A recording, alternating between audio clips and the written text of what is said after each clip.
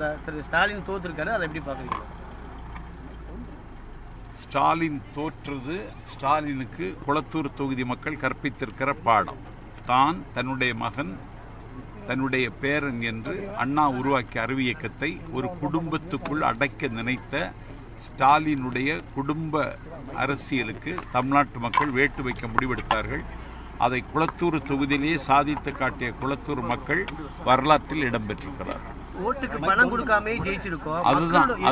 அதுதான் நாங்கள் ஓட்டுக்கு பணம் கொடுக்காமலேயே நாங்கள் வெற்றி பெற்றிருக்கிறோம். ஓட்டுக்கு பணம் கொடுக்கிறார்கள் என்று திரும்ப திரும்ப பேசி வந்த சில்லறை பயல் சீமான் ஓட்டுக்கு பணம் கொடுக்கிறார்கள் என்று பேசி பேசி ஒவ்வொரு தொகுதியிலும் 50 கோடி 100 கோடி என்று வசூல் பண்ணி இந்த தேர்தலில் 1000 கோடி ரூபாய் சம்பாதித்திருக்கிறார்.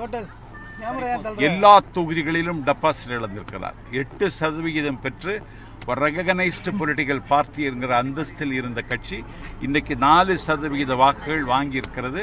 அடுத்த தேர்தலில் சீமான் கட்சி உயிரோடு இருக்காது. இந்த திராவிட கட்சியிலும் எதிர்கட்சியா மாத்திருக்காரு யாரு? அதிமுக திமுக ரெண்டுமே எதிர்கட்சிக்கு நிலைமை கொண்டு போய். ஆமா, எதிர்கட்சிகள் இருக்காங்க. அதை எப்படி பாக்குறீங்க? இல்லை, எதிர்கட்சி ஆளுங்கட்சிங்கிறது ஜனநாயகத்தில் 2 அம்சம் தம்பி.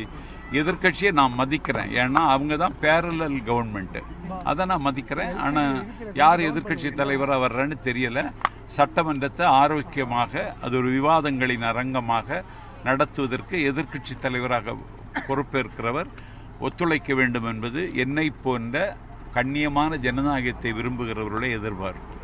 பல்வேறு இடங்களில் மினிஸ்டர்ஸ் கூட நிலைமை வந்திருக்கு. நிறைய பேர் இன்னும் ஒரு 5 நாள் இருந்திருந்தால் நாங்கள் இன்னும் 50 தொகுதி அதிகம் ஜெயிச்சு எல்லாரையும் க்ளோஸ் பண்ணியிருப்போம். எங்கள்கிட்ட வசதி இல்லை, எங்கள் வேட்பாளர்களோட வசதி இல்லை.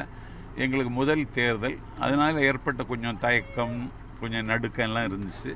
அதையும் தாண்டி இன்றைக்கி வெற்றி பெற வைத்திருக்கிறார்கள் என்றால் தமிழ்நாட்டு மக்களைப் போல அறிவார்ந்த தளத்தில் இயங்குகிற தொலைநோக்கு பார்வையுள்ள வாக்காளர்கள் இந்திய அரசியலில் எங்கேயும் கிடையாது. கூட்டணி வச்சுதான் 77 வந்து வெற்றி பெற்றாரு. கூட்டணியே இல்லாம வெற்றி பெற்றாரு. ஆமா, 34.92% வாக்கு. இது வந்து இந்திய அரசியல் வரலாற்றில் ஒரு தலைவர் பெற்றிருக்கிற உச்சக்கட்ட வெற்றி.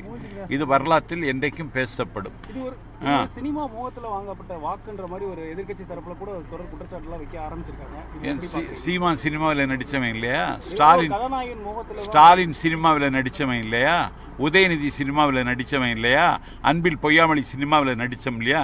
இவனு திரைத்துறையில் போய் கால் வைத்து எடுபடாததுனால தான் இவனு வெளியே வந்தான். எங்கள் தலைவர் அரசியலிலும் சுடர் விட்டார், திரையுலகத்திலும் சுடர் விட்டார். மாமன்னன் படம் எதுக்கு எடுத்த நீ?